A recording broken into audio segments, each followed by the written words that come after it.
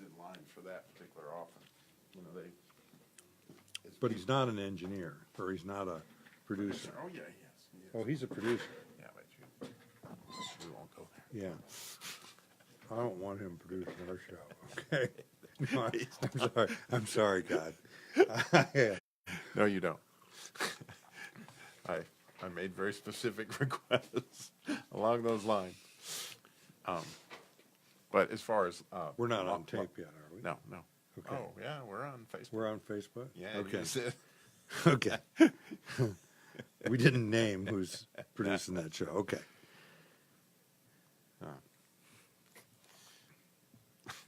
you think about that. Yeah, we probably ought to delete that. You know, just Did we tell the whole story? no. We have the whole story about. It doesn't matter. It really doesn't. Christina's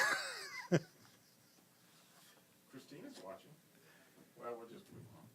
Yeah. Because I just thought of something. Most people. It's not. All right.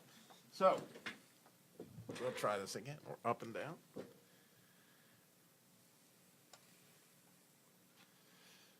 Finishing well today. We've got more urban legends for you. So we're sort of doing an urban legends series on finishing well here the last few shows. And today's urban legends, we're talking about Medicare and urban legends. And there's this Proverbs 10:19. You may have heard it. It's one I think about a lot. When you're around salesmen, it says, with many words, sin is not absent. And when I think of Medicare, it just fits into that category that, oh my goodness, this is the most complicated thing. If you sat down and tried to make something more complicated, you couldn't put more words in it. And the challenge to that is when there's this many words and this much complication, sin's not absent because it's pretty easy not to hit the mark when you can't comprehend it without, getting a decoder ring of some kind. Well, yeah. And so who are the teachers here? So we got the public out there that's turning 65. They're over 65. They're coming on Medicare. They're on Medicare. They need information. They want to make decisions. They need to make decisions. Who are the teachers? Right. And it's not, you would think it's a cereal company that's selling you a decoder ring. Let's see, Part D is well, yeah, but it's actually the insurance companies, right? Well, it's the insurance companies and the government. And the government, which I found out the hard way. If you type in Medicare, they're all of a sudden giving you, hoping that you'll, Well, you can go to our website at cardinalguide.com and you can pull up the government guides. I mean, we have them there, and they need to be there. And they're 60, 70, 80 pages long. You talk about a lot of words.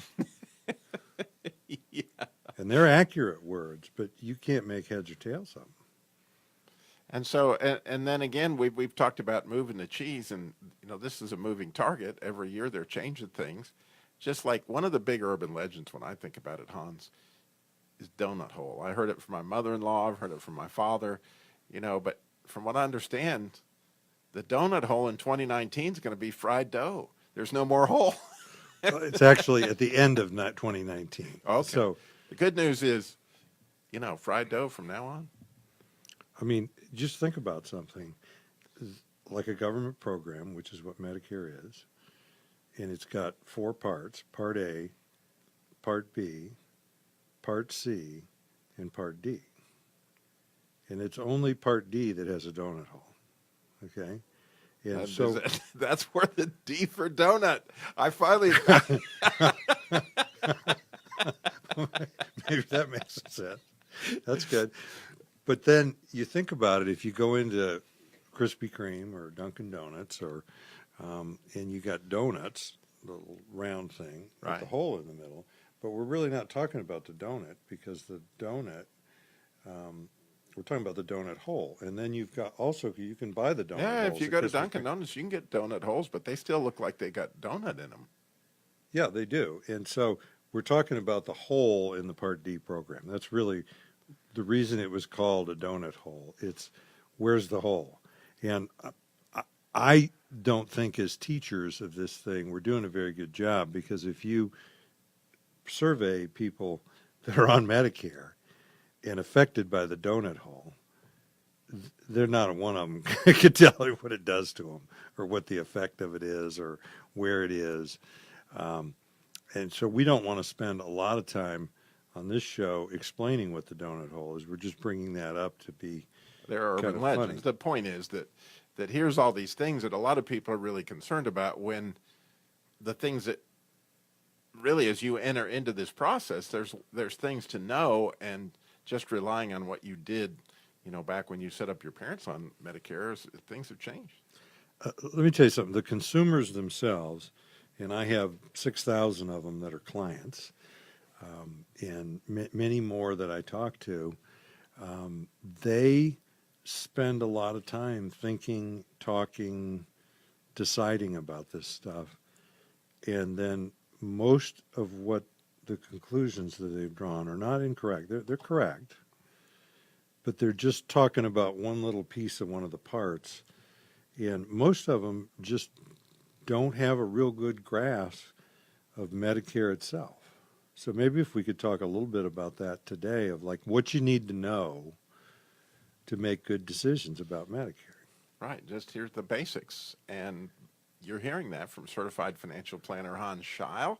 And this show is brought to you by CardinalGuide.com. We call it Finishing Well because here we are in the end, and planning for, right, and living in retirement is Hans' book. Things have changed. And so it's certainly always been your passion to help teach along these lines, because it's easier to deal with this stuff if you actually begin to comprehend what the structures are. So this tab today is, right, Medicare and supplement insurance. If you go to the 7 Worries tab, you can get this part of the workbook. You can get this part of the book. You just download the PDF. Just go right So there. you could read that. And we went through that in the workbook. It's 13 pages long, and it's got some pictures in there.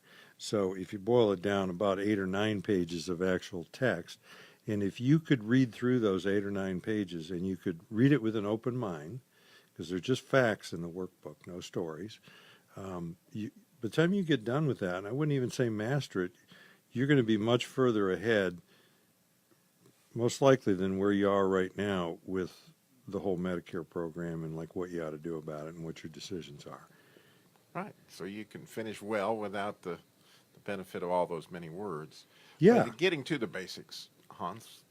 So I've been selling Medicare supplement insurance for a long time, as you know. I started in 1976 selling Medicare supplement insurance, and that's 42 years ago.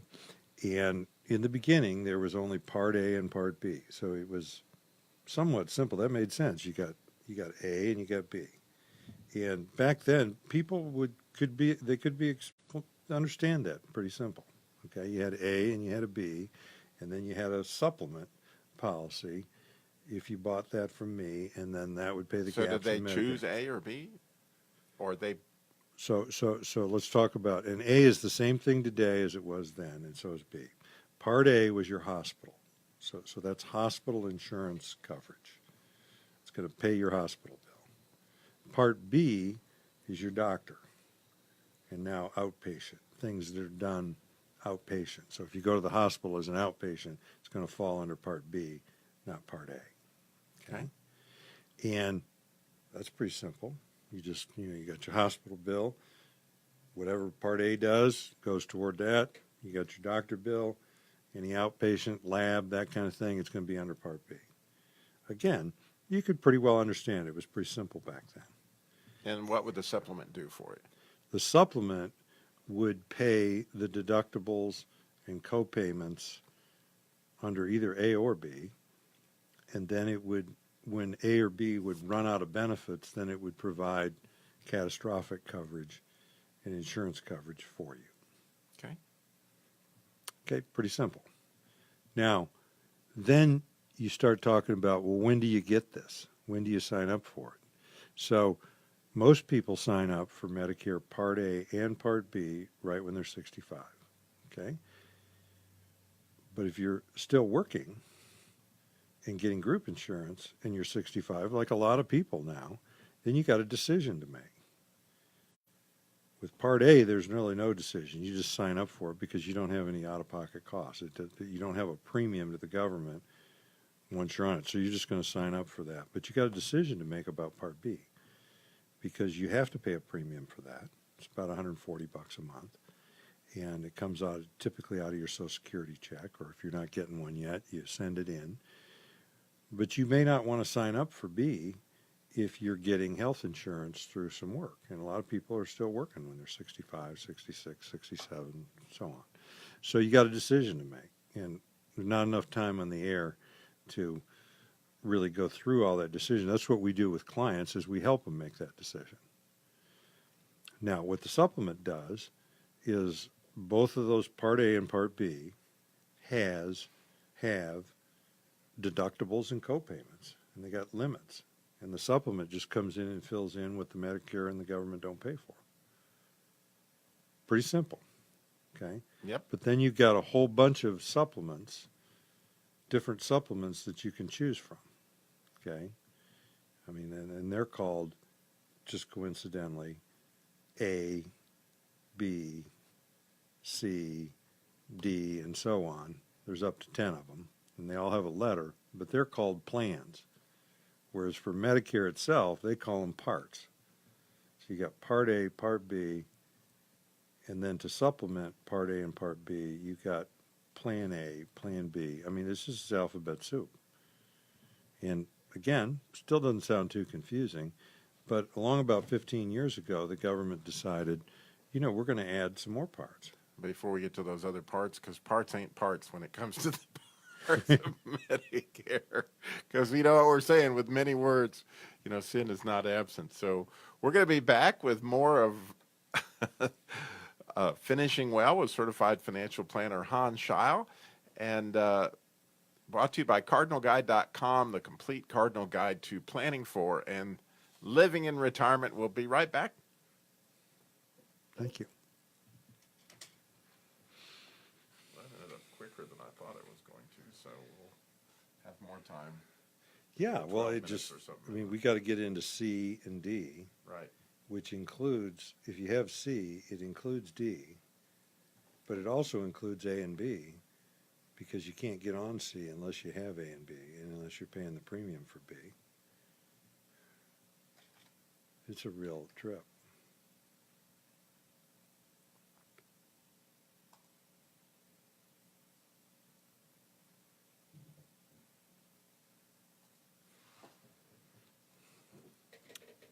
Okay.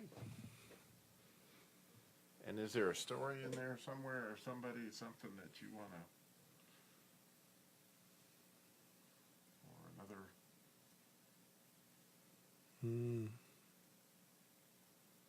I mean, there's so many stories.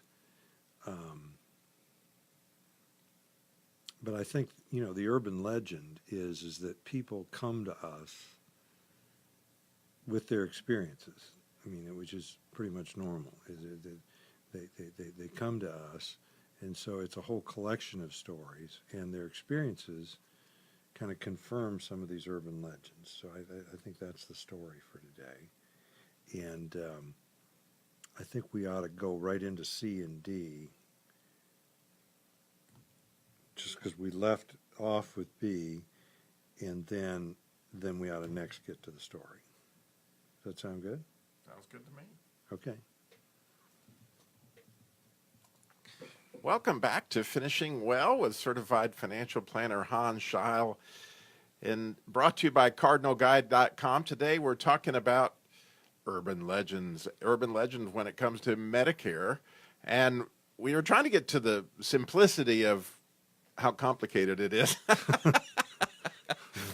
Which say oxymoron. we'd covered A and we'd covered B, but actually there's still another part. There's C.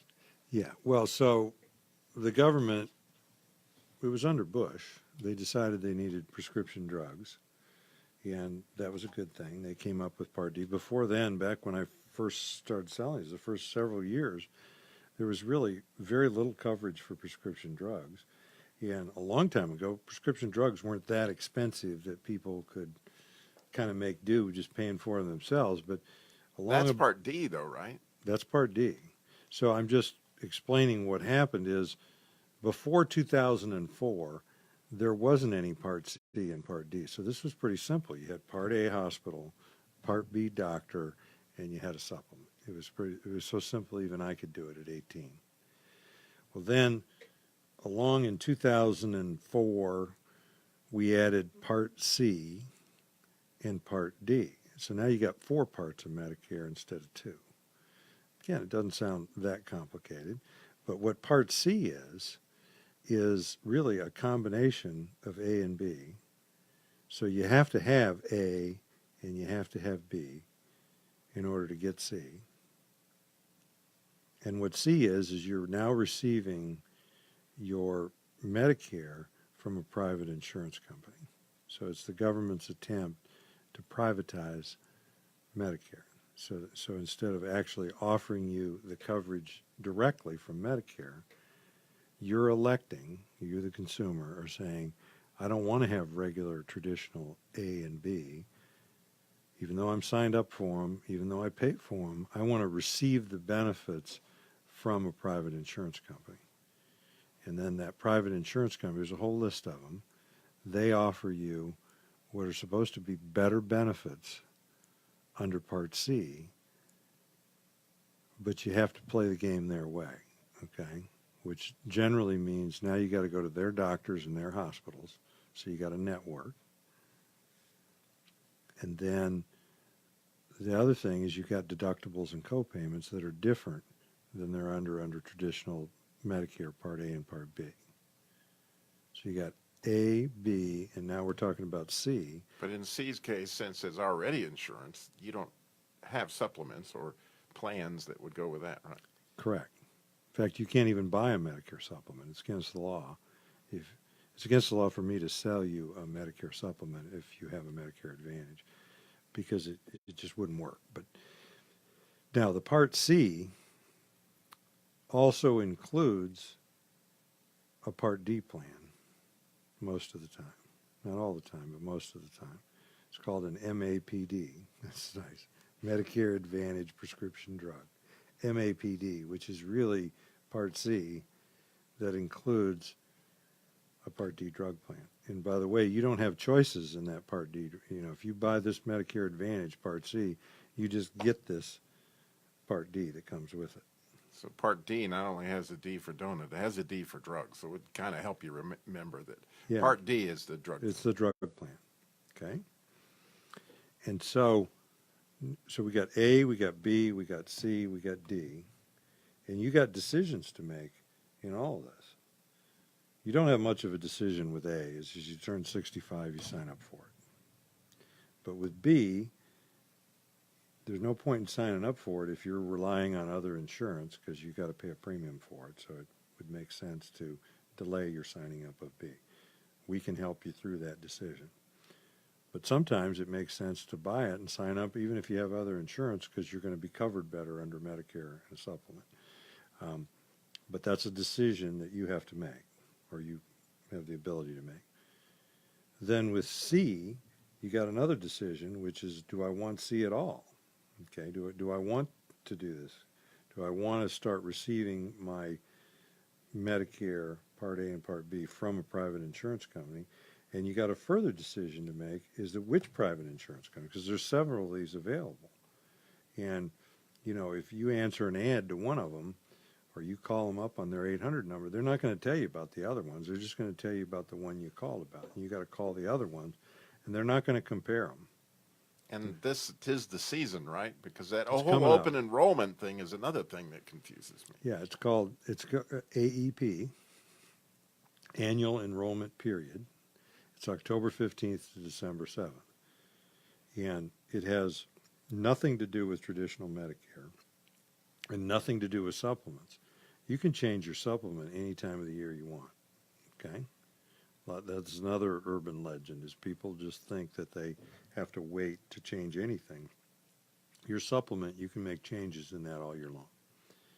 It's the Part C and the Part D that your annual enrollment period, which is about 7 weeks, that you can elect to go onto a Part C. So you can say, the heck with this supplement. Now I'm going to go to Medicare Advantage, and I'm going to go with this particular company. This is the one I want. And then you're now going to receive your Medicare for all of next year through that Part C plan. And then, by the way, whatever Part D comes with that is just what you get. Okay? It's like grits on the plates at breakfast in the South. You don't order grits, they just come. Okay? And so there's your Part C. And then with Part D, you got choices as well. Because the choice is, if you're not on a Part C, you're on traditional Medicare, Part A and Part B, and a supplement, you don't have any drug coverage. So you need to enroll in a Part D plan. And when you're enrolling in just Part D, you can choose from about 40 different insurance companies that offer you various combinations of Part D plans. And then they all have their preferred pharmacies. So Part D plans are all similar to Part C, like they're done through insurance companies? They're all done through insurance companies, yes. That's interesting. I did not know that. Yeah, it's just, so the Part D plans is this whole business of Medicare Part C and Part D, which came out in 2004, 2005. It was all about privatizing Medicare. It's about taking the Medicare benefits and the administration of it and pushing it out to the insurance company. And what a lot of Medicare beneficiaries don't realize is Medicare sends a big check to those private insurance companies for either or both Part C and Part D, really to pay you the benefits. That's what they're after. The little small premium that they have, or the no premium, they're after the allotment that they get from the government for. So that open enrollment is for Part D as well, then? Correct. Oh.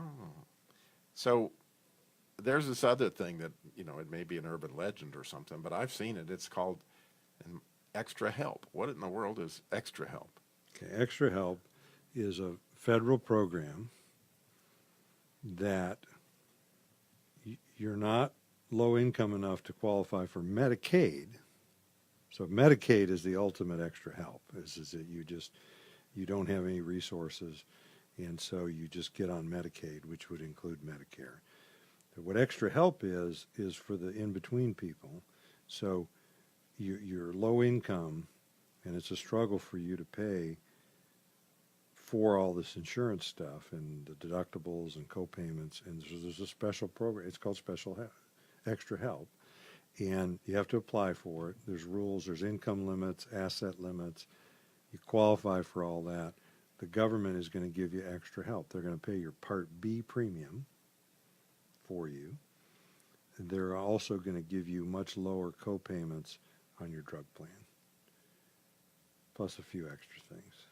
And I would encourage people that are to investigate. We can help them do that. I mean, we do a lot of that type of work, is helping people access government programs.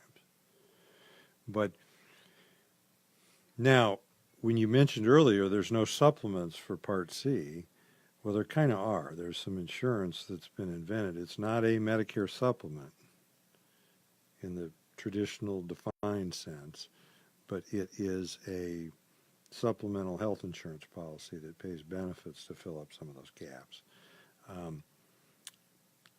But, when you get to that and you're buying extra insurance, it's kind of like, well, what's the point? Why don't you just go with traditional Medicare A and B and a supplement, and then get you. And really, in most cases, that works for most of your clients. It's just Medicare A and B and a supplement. A lot of times around the choices. I mean, people, when I get to Medicare, when my mom was on Medicare, I didn't want her limited to one particular insurance company's set of doctors. I mean, for one thing, she spent part of the year in Florida, part of the year traveling to us. So, and when she got real sick, we moved her up here permanently. And Medicare Advantage plans don't travel well. So, and it really, if you want to go to a research hospital, if somebody wants to come over here to Baptist Hospital, or they want to go to Duke or UNC or the Mayo Clinic, With a Medicare Supplement policy, original Medicare, Medicare A and Medicare B, you can go anywhere you want. So that's the biggie with people, that they don't really, a lot of them understand when they're turning 65. We pointed out to them is that you want choices, you want options, and you have more of those with traditional Medicare. Which is Plan A, Plan B, and a supplement, and then they can still get Plan D drug coverage, right? Correct. Yeah, and then they can change that every year. So all our customers are going to be talking to us during the next couple months, and we're going to be reviewing their drug plan to make sure they're on the best one. Okay, and at the same time, we're going to make sure that the supplement insurance policy that we sold them a year, 2, 3, 5 years ago is the best deal for them. And if it's not, we're going to change them to a new company just right within our agency. There you go. You're listening to Finishing Well, today's show on Medicare, their urban legends. We can find out all about this wonderful resource here at the Complete Cardinal Guide for Living, the Complete Cardinal Guide to Planning for and Living in Retirement, brought to you by CardinalGuide.com. Again, the book, all that's available. You can just email Hans and find out all about it right there at CardinalGuide.com. Thanks, Hans. A lot of fun. Thank you.